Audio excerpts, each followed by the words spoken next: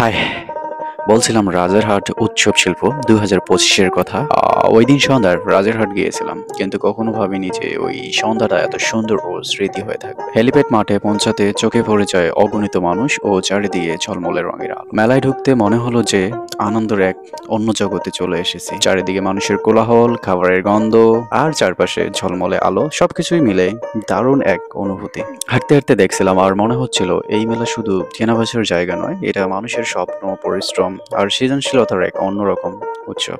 আর এক একটা স্টল দেখে মনে হচ্ছিল যেন এক একটা গল্প বলছে। প্রতিটা জিনিসে ফুটে উঠেছে গ্রাম বাংলার গন্ধ। আর এই মেলার প্রাণ ছিল এই শিশুদের হাসি, রাইডে চড়ার আনন্দ আর মনে উচ্ছ্বাস।